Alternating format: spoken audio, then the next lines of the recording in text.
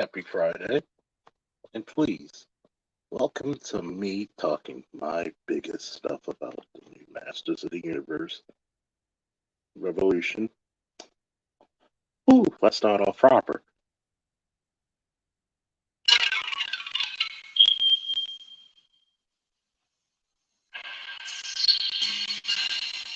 Masters of the Universe! I am Adam, Prince of Eternia, defender of the secrets of Castle Grayskull. This is Cringer, my fearless friend. Fabulous secret powers were revealed to me the day I held aloft my magic sword and said, "By the power of Grayskull!"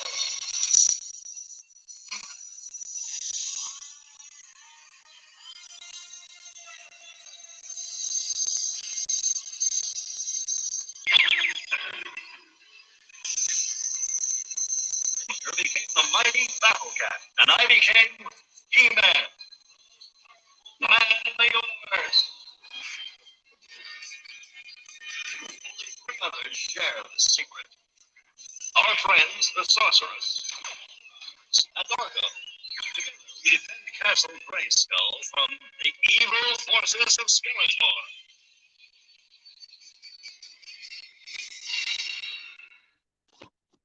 Yeah, what it do? What's up? I'm sorry. Jeez Louises. Whoa! Kevin Smith. God damn you. You son of a bitch.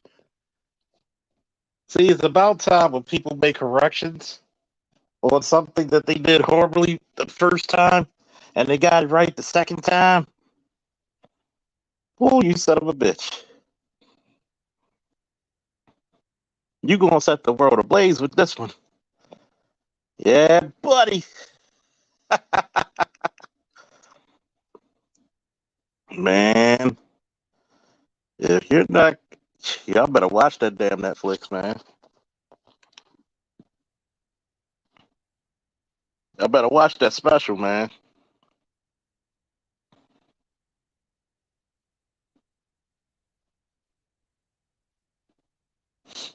Mm-mm-mm. Y'all better watch that, man. This season goes hard. Mm-mm-mm-mm-mm. You said you wanted more He-Man, man. You got more than a Phil.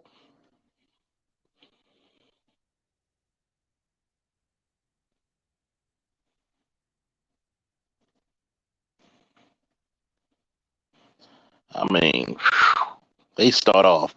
Mm.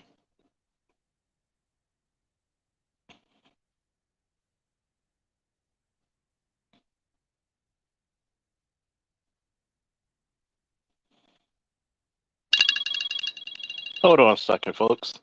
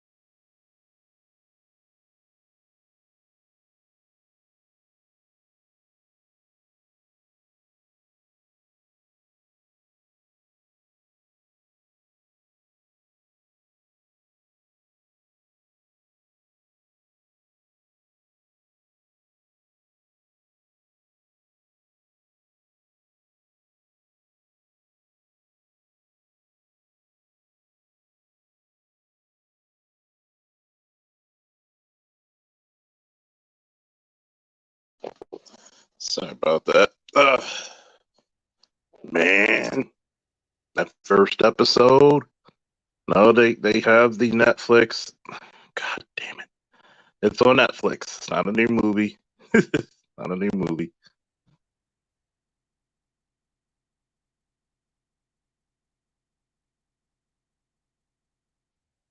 Oh man, the first episode goes crazy because that was just action. They were trying to get the bodies back of Clamp, Champ, and Fisto. Excuse me, not the bodies, the souls. You know, Adam, try to do it the nice way. Try to do it the cordial way, man. Said, look, man, I ain't trying to mean no harm. I don't want to do anything that's violent. All I want to do is get my boys. Can I get my boys, please? That's all I want is my boys. That's all I want is to get my boys. You know, give them a proper burial, send them off to the afterlife proper. But no, this bitch, this bitch, Scareglow said, "No, I'm gonna keep their souls." So Adam said, we're gonna muscle up. We're gonna get the power of Grayskull and whip your ass. Oh, that was a good damn fight. Oh, so much action. So much fan service. There were so many characters that this may become the actual continuity for He-Man, and I wouldn't mind it because it actually brought back some of the figures from the toy line, and like the battle armor He-Man that you had to snap, and it looked like he had damage. Each time you snap it, the more damage he would consume or receive.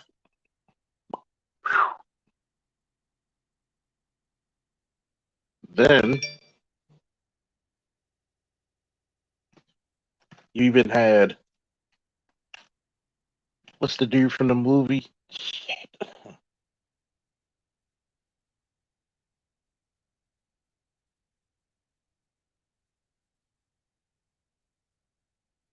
Oh, they had the dude from the movie who made the Cosmic Key. And he finally met Orko because in the movie he pretty much took the place of Orko.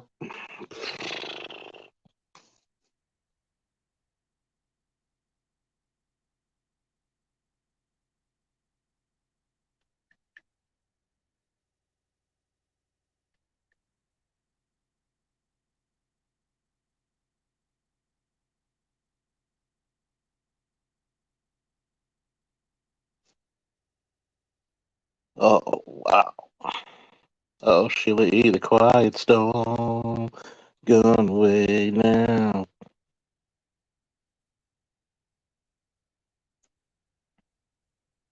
The Quiet Storm.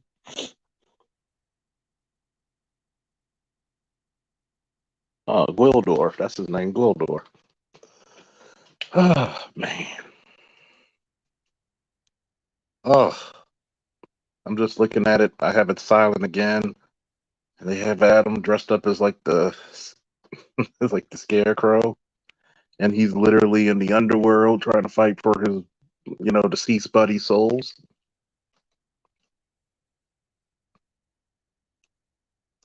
See, this is the reason why this season was so great because it answers every goddamn question. And if you actually watch the series, he did have the powers of Grayskull the last season. So he goes into Subternia with Orko, and he brings Ram Man and a couple of other friends. You see Buzz Off. I forget what a couple of the characters. The one who has the head of a damn elephant. You got to forgive me because the goddamn show's like 40 years old. As a matter of fact, last year was the 40th anniversary of Masters in the Universe. So, excuse me if I don't get everybody's name properly. But eventually I will.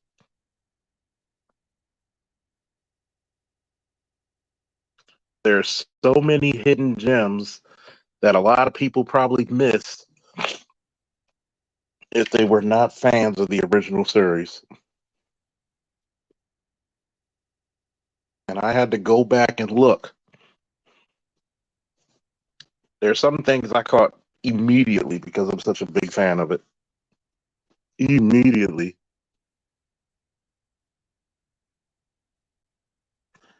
And I'm like looking at this and I'm like, oh my God, if they keep going this way, Lord, Lord, Lord. I got to give Kevin Smith his flowers. My man did that. He did that on this season.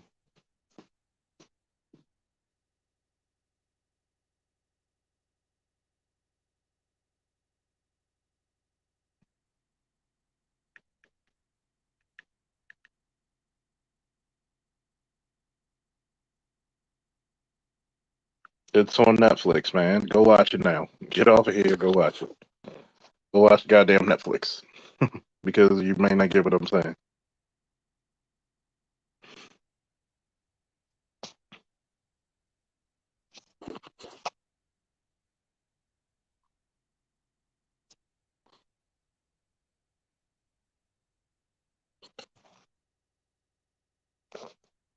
Oh man, there's a lot of classic characters. You even had King Randor and Adrena. She's the new man at arms at this point.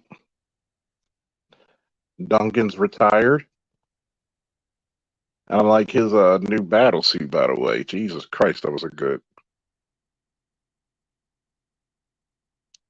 What was it like growing up as a child in the 80s? Fucking fantastic.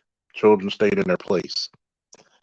There wasn't so much pressure to sexualize children and make them adults. You didn't dress your kids to look like fucking dope boys and shit. That's how it felt. A child could be a child. You actually look forward to things, and it was very uncommon not to see not to see two-parent households.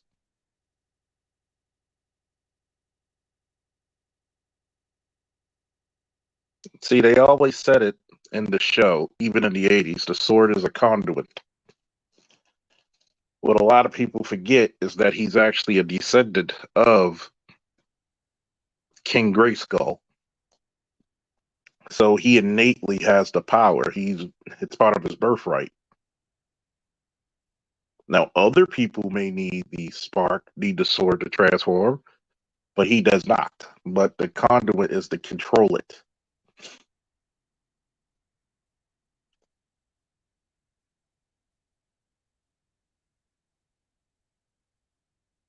You got to think about it like a lot of this show takes history from the action figures that came out in 83, 82.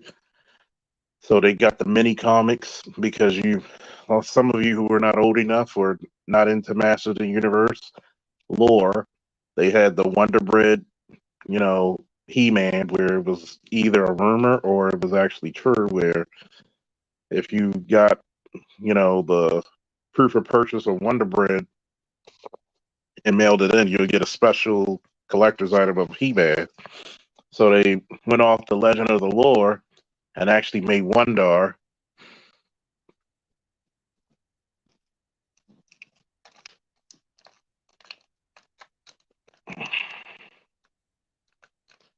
I'm an 82 baby, so I remember the 80s. So Teela right now is currently the new sorceress, which is her birthright. Love the costume design. Of course, you can see Teela and Adam and his He-Man guys. They're flirting. And it's obviously they're flirting when King Randor says, "Flirt later, you two. Let's get out of this hellhole." And King Randor's in this kind of like this Eternian Iron Man battle suit.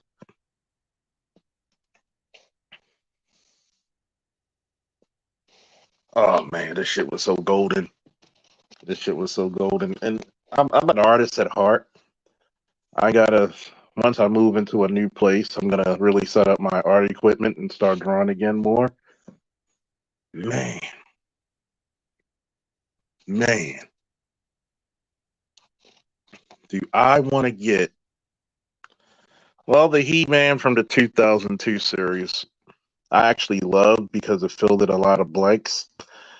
He-Man for 2002 was the reason why you love Cartoon Network and also hate Cartoon Network because it filled in a lot of blanks, and they were doing the Horde and King Grayskull, and if they did one more season, we would have had She-Ra. Oh, this is the third season. The third season. But unfortunately, after they recovered the souls of their friends, you find out that King Grayskull has an incurable disease, most likely cancer. And unfortunately, he passes away in the episode. Hmm. Shout out to King Grayskull. And his doctors, his wife obviously claimed Marlena because a lot of people know Queen Marlena is originally from Earth. So He-Man's half Eternian, half human, half Earthling. Man, there are so many tidbits in this fucking series.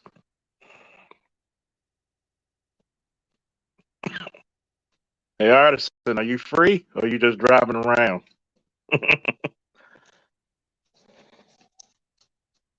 I'm going to say this.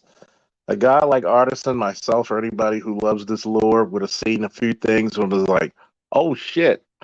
There's a few of my female friends who were He-Man, Matt, and She-Ra fans, and they looked at this shit. It was like, oh shit. They're like, did you just see that? Yeah, I saw it.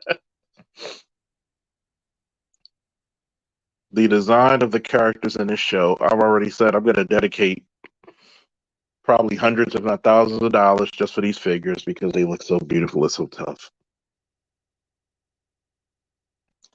Skeletor, who's taken over by technology of the Horde, currently called Skeletech.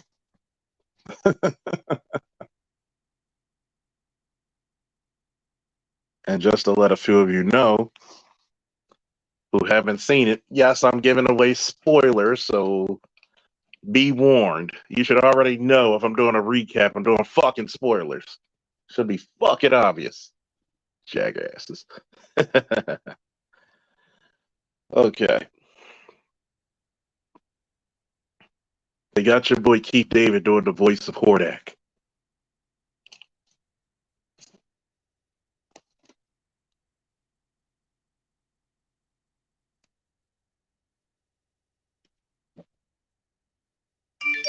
You sold me.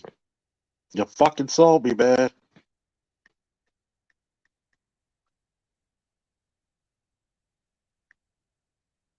You got Keith David, the voice of Spawn, the voice of Goliath from Gargoyles, as fucking Hordak. I'm sold. I'm sold. Take my motherfucking money. You know, they get to a scene where basically King Randor is in the bed, dying.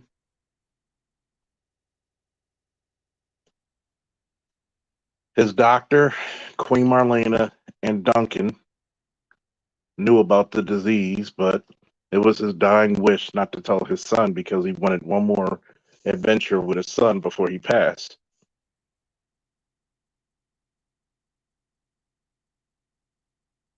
He said he wanted one more adventure with the champion of Grayskull.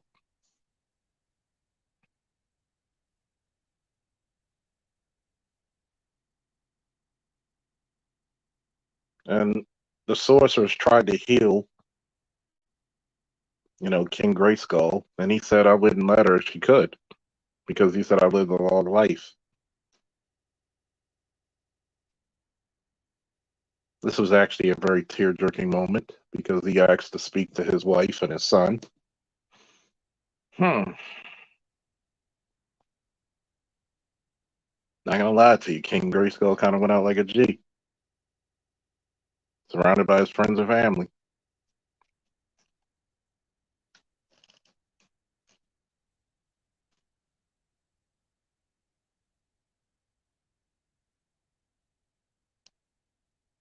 Oh man, this is sad. And what did I always say on my show? The two times a man is most vulnerable is when he becomes a father and when he loses a father. While he's talking to King Randor and his mom,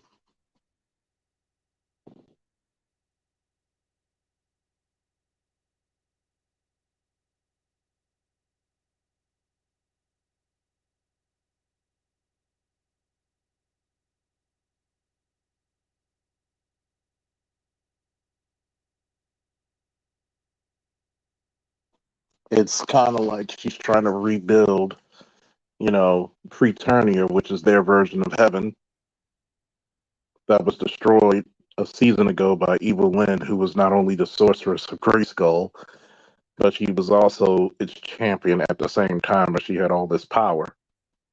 And unfortunately, she can't do it by herself, and Teela has to go on a journey. But don't worry, you're going to see a lot of He-Man, a lot of Adam, even though you're going to see Teela on her journey when she collects. By the way, hey, Artisan, are you still there? Let me know if you're still there, buddy.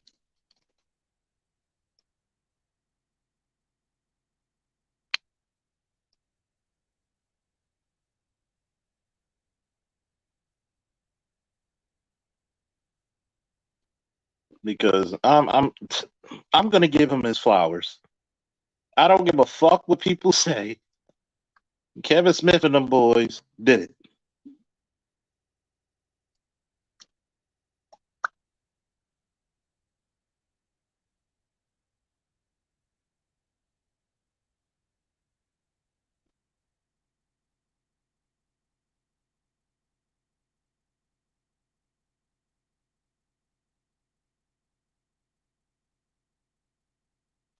He did his thing.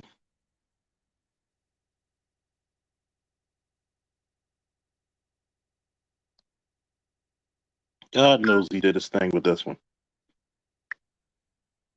I'm gonna warn you. It's he's a motherfucker with this.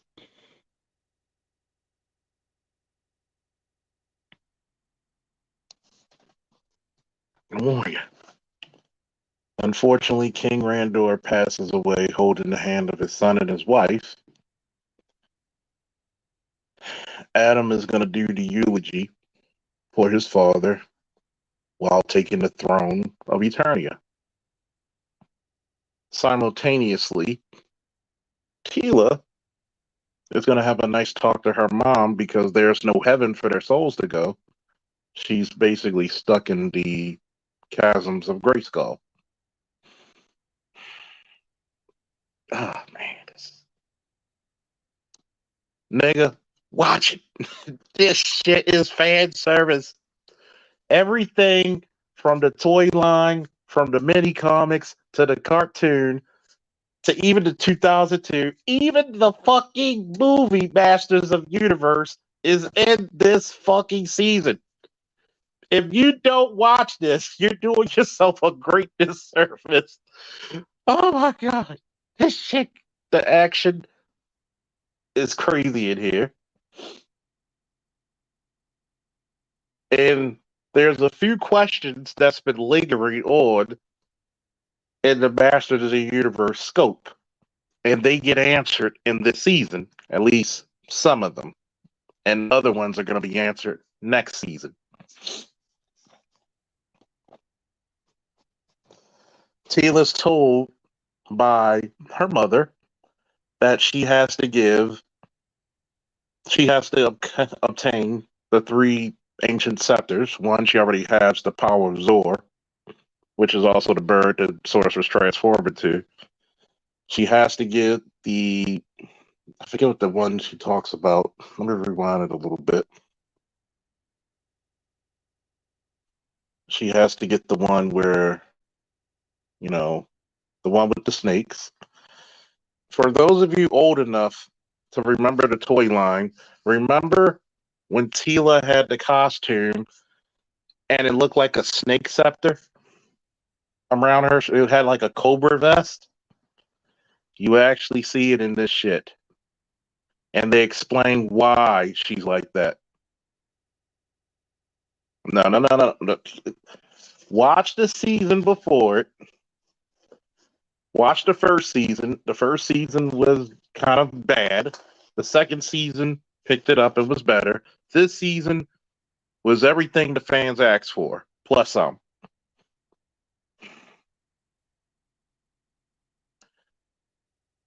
You're going to see a lot of the old shit from a child, and it's going to make sense. A lot of the shit's going to be answered. She has to grab the scepters, right? She's already got the Zor.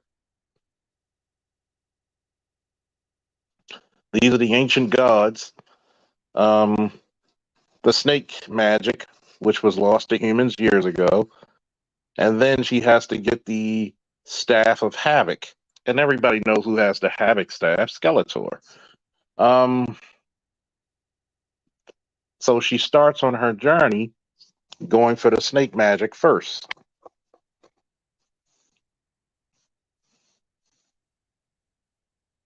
By the way, during this time when Adam gives the eulogy for his father,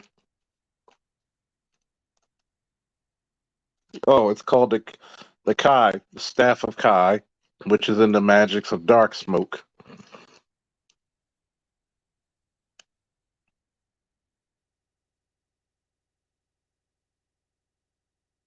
Season 3 is not really woke.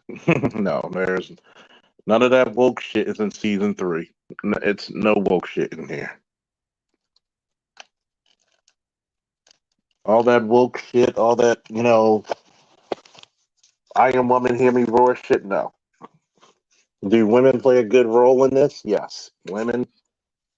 Tila never had to be woke because she was the fucking captain of the guard and she was also made man of arms, which made sense. She was following her father's footsteps. She's a warrior. So you expect her to know how to fight and disarm and arm herself and take care of herself. So all that woke shit is out the door. As a matter of fact, you'll see a lot of the things where there's a lot of feelings involved that, Tila and Adam never expressed.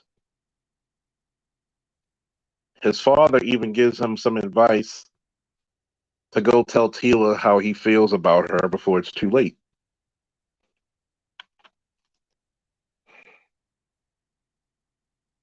So, one of the biggest surprises in the show, starting off while he gives the eulogy, that a long lost family member to the crown appears. Do you know who that family member is? Bum, bum, bum. I'll give you a second.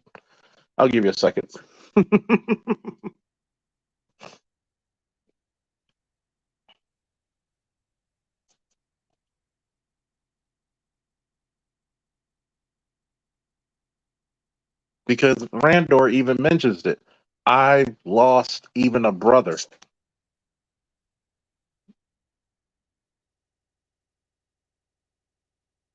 So, as soon as he's going through not only the eulogy, but the coronation to become king of Eternia, the king's long lost older brother, Keldor, appears out of no fucking where.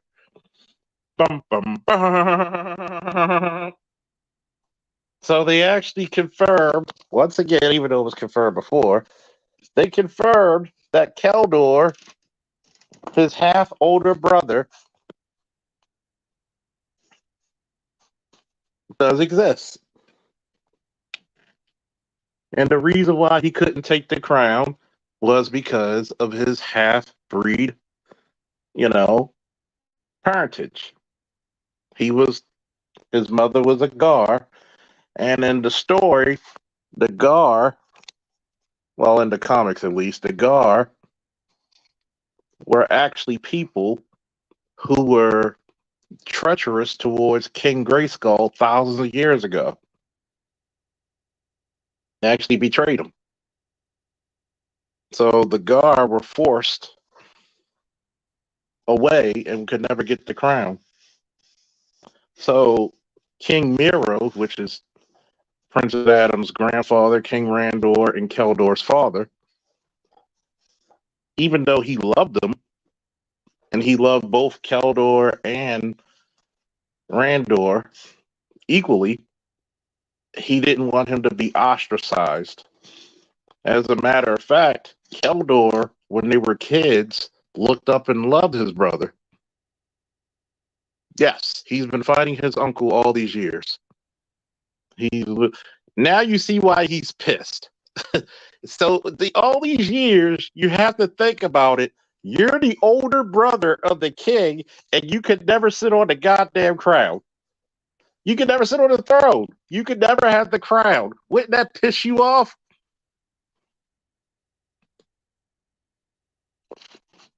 We're gonna get there. We're gonna get there. So, when Adam says, I don't know if I should take the throne, you're going to hear a voice from the crowd that says, don't.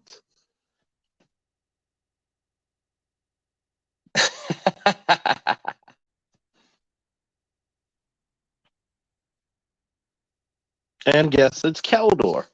Out of nowhere, Keldor, the long lost brother of King Randor. The next episode, you see Keldor and Adam having a conversation about where was he and why was he banished. But come to find out, the king sent him off to his mother's side, Gar, because he wouldn't be ostracized as he would be in Eternos.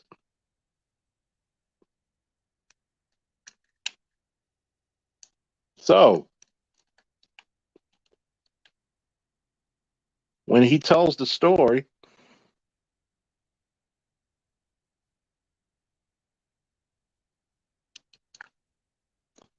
well, it's a little bit different because in the Norse mythology, Loki was never related.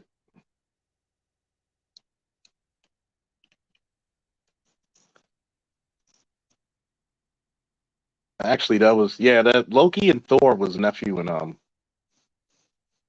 uncle in the Norse mythology. Yeah. So, what's even crazier is this: Randor was crying. They were under the king's desk listening in to King Miro talk to the queen. And it was shocking because, they were listening. Randor and Keldor, as kids, loved the fuck out of each other. As a matter of fact, it was because of Keldor coming to risk his life.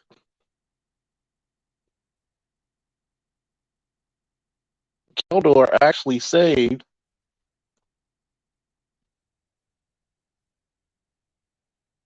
his brother's life against the Horde. They actually loved each other as brothers. King Miro actually even said that I don't want to send Keldor away because he's my blood.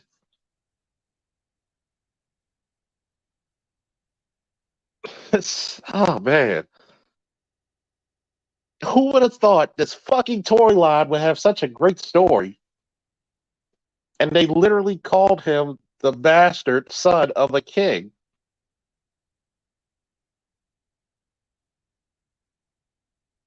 So you can imagine how, Jesus Christ.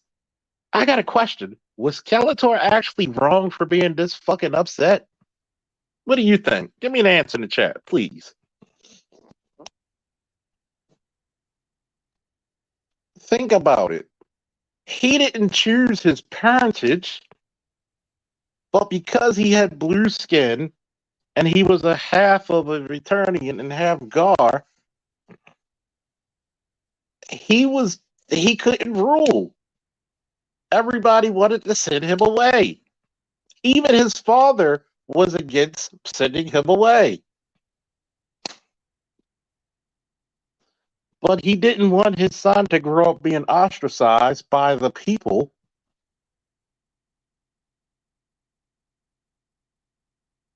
What a father to do. Would this make a villain? Because every villain story is very sympathetic, man. Mm.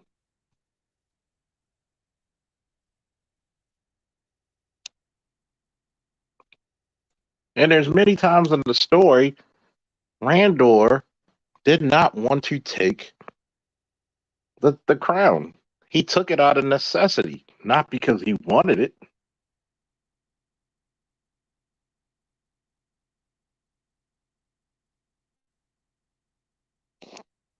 The craziest part about it, all he wanted to do was just play with his brother. You could hear the queen and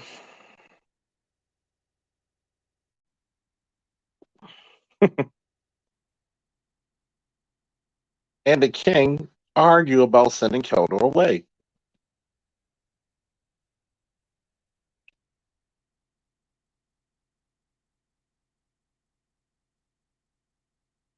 He said he's my blood and he's my heir. Wow. It, it's it's insane.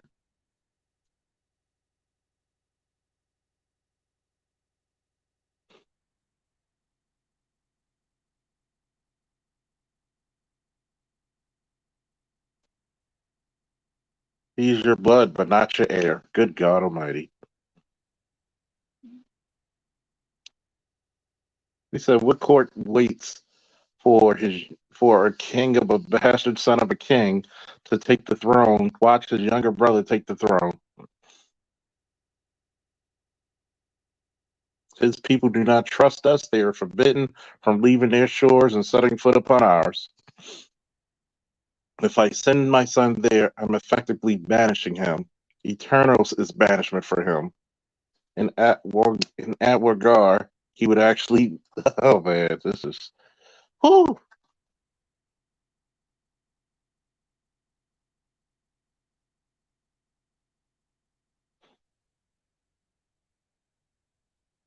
In Atwagar, he would have a chance to flourish.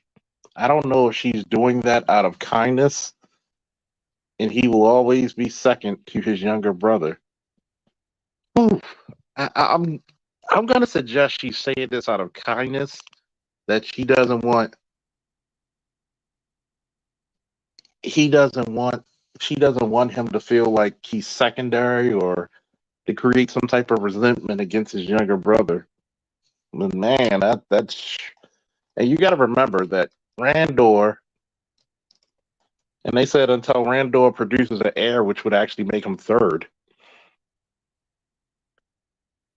And King Miro actually tells Queen Amelia that Keldor is a part of me. And Randor thinks he hunts the moons, meaning that King Randor really did love and admire his brother. He looked up to his brother. His brother was his everything. God damn. I don't know if y'all can still hear me in the chat, but could you give me a notice? Who do you think the real villain of this series is? Of the series is? Because god damn.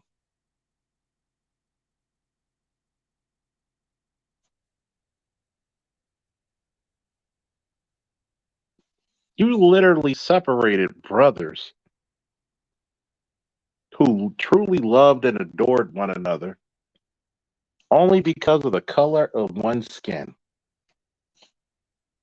Get the fuck out of here, man.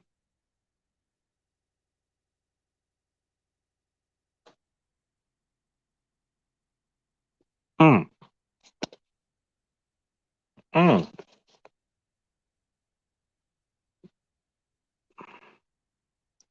That makes you kind of sad, man. That makes you kind of sad.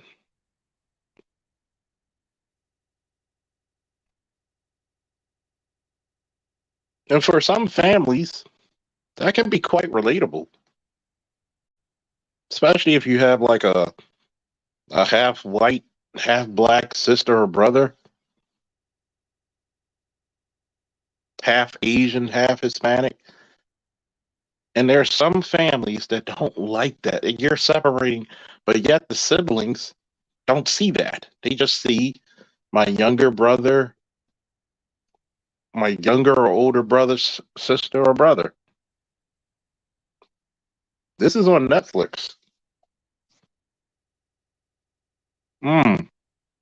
And this episode, which is episode 2, I'm talking about. I've known this in the comics, but to see it and hear the conversation, and to see Keldor and Randor underneath the king's desk while the king and queen speaks of this. Imagine if you're. It took me back, man.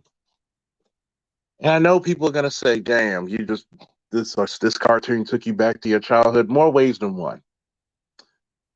Remember, you were a kid and you were hiding somewhere where your parents couldn't see you when you heard the arguments or fights of your parents, and some shit was said that should have never been said. Some reference were made that should have never been made. And I'm pretty sure they never would have been made if they knew you were there, but they were made anyway. That took me back to shit like that. That's very heartbreaking.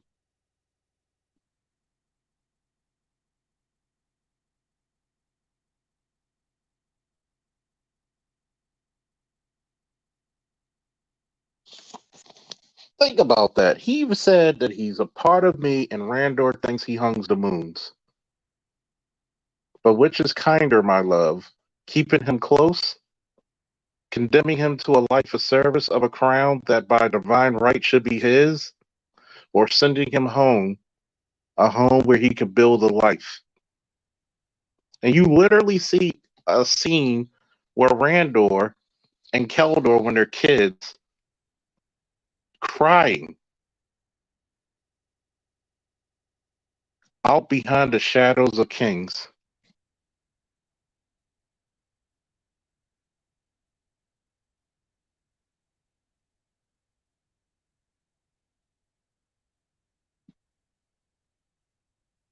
And this is when you go to the present,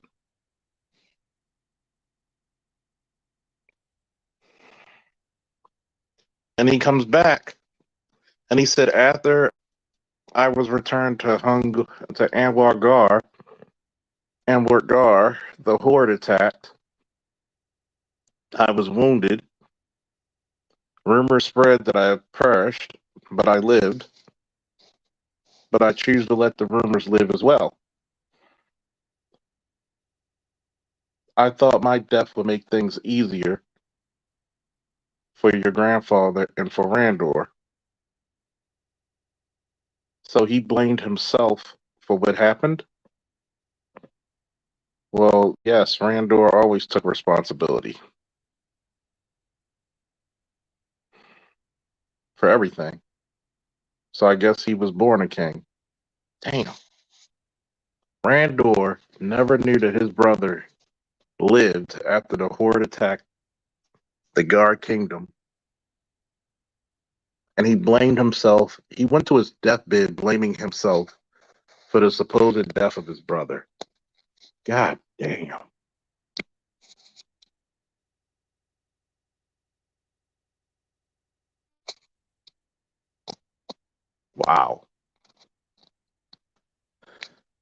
That's some heavy shit.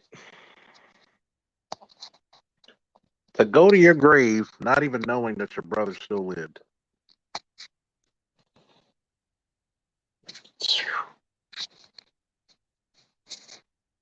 Wow. Wow.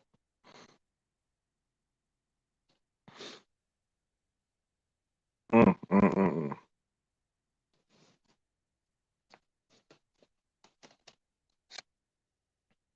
That has to be a very sad existence, man.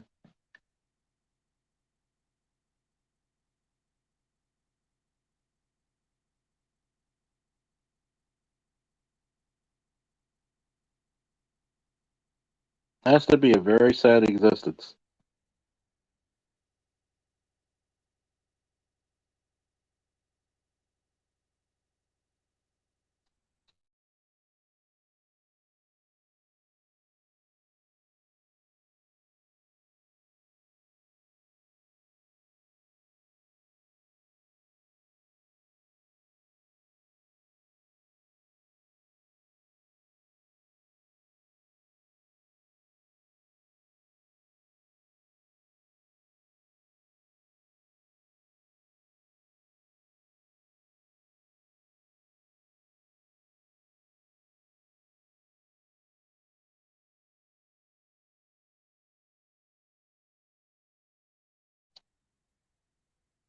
It's crazy because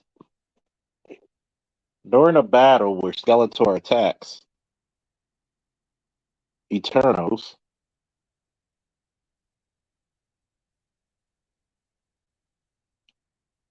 Keldor ends up helping, you know, Adam, who's now He-Man.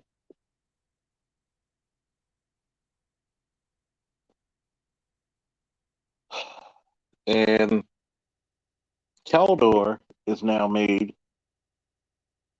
the rightful king of Grace, king of Eternia, where Adam still gets to play the role of He-Man as the champion and protector of Eternia, which I thought was interesting. Mm-mm-mm.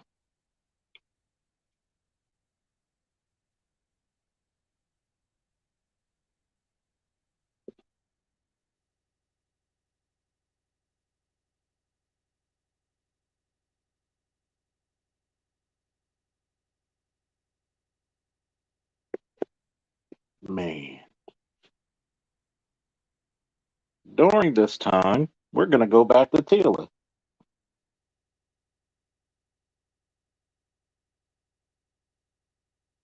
who goes through her journey of the three scepters,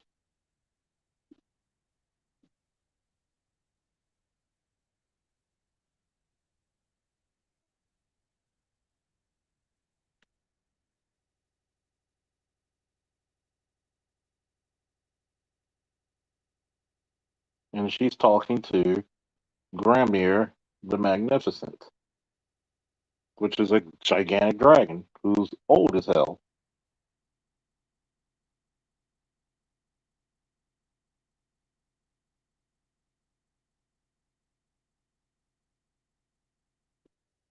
And he's dying of old age.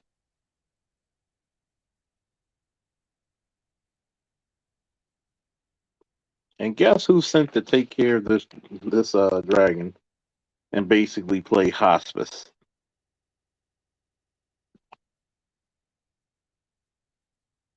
You guessed it, Evelyn. Mm-mm-mm-mm-mm.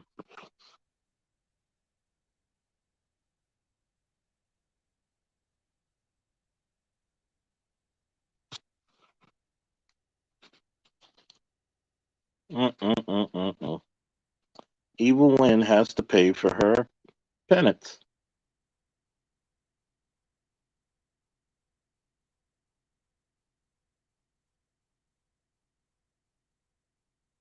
So she has to take care of this dragon and nurse him into his final breath.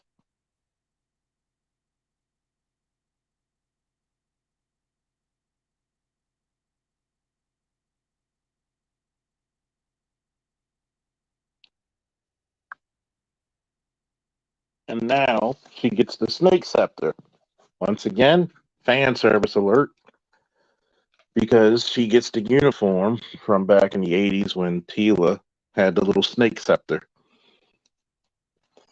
and the costume of the Cobra.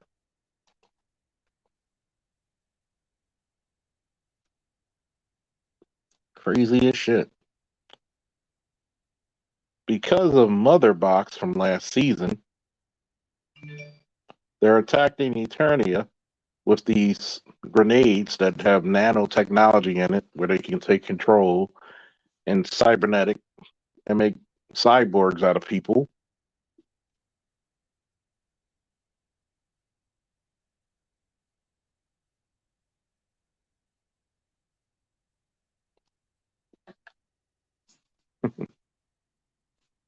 Which is funny.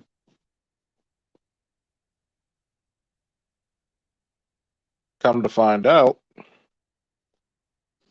while chasing Skeletor down, He-Man, who thinks it's more important to chase Skeletor instead of fighting the gigantic robot that's shooting and maiming, possibly killing people, he goes chasing Skeletor, who holds a kid hostage.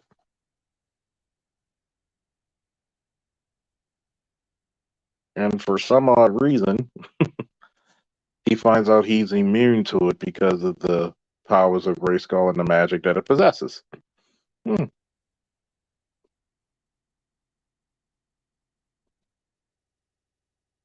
Kind of funny, though. Wow. I'm just going to say this, man. I'm not going to give you play by play. Watch the goddamn thing so we can actually talk about it, please. Because this shit is actually good. All the stuff you wanted more of, I'm not going to lie to you, Kevin Smith actually listened. You got to see more He-Man, more Adam. Yes, you were able to see the story of others. I'm not going to tell you about the Keldor thing, but I'm going to tell you this. If you don't watch this, you're doing yourself a disservice, especially if you're in your early to late 40s, maybe even 50s, who enjoyed the Masters of the Universe. And you get to see a lot of the fan service and a lot of the stuff from the cartoons, from the mini comics. And it makes sense because now they're meshing the worlds together and it makes total sense. So I would have to say this is probably the continuity that we were all looking for. And it blends everything together. You're going to see a couple of kids, and you're gonna see the connection between Skeletor and Hordak. And by the way, when you look at the post-credit scene, go back to DC Comics 2010 and look up this character from the Horde.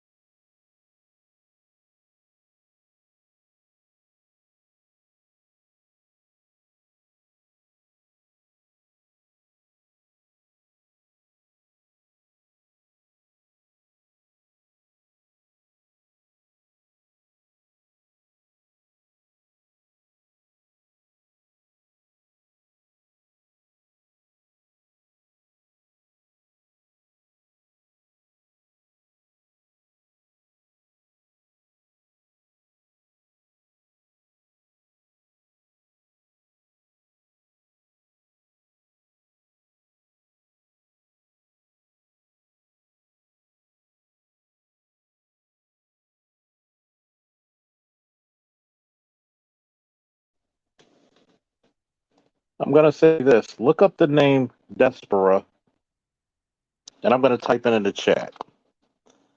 Look up the name of this character from the Post series, and you'll get some of the references of who is gonna probably appear in the next season. Look up the name of this character, and you'll see who might appear in the next season. You'll thank me later. Secrets of the Sword, anybody? For the Honor of Grayskull, anybody? I'll just stop right there.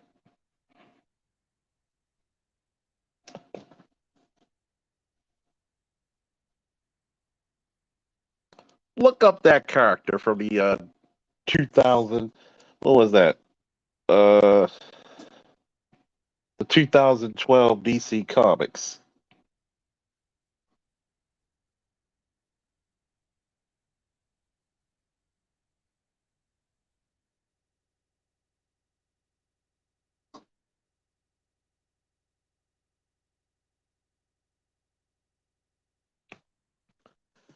And you'll thank me later. Oh yeah, by the way, shout out to Kevin Smith. You did that, you motherfucker. You did that. You made up for that abomination the first season. This third one, man, you did that. You did that. So till then, yeah, we'll end off on this note. I don't think there's a better note we could end off on than this. Yeah, I'm gonna watch this for a second time. Screw you guys. I'm gonna be well entertained. By the power of Grayskull.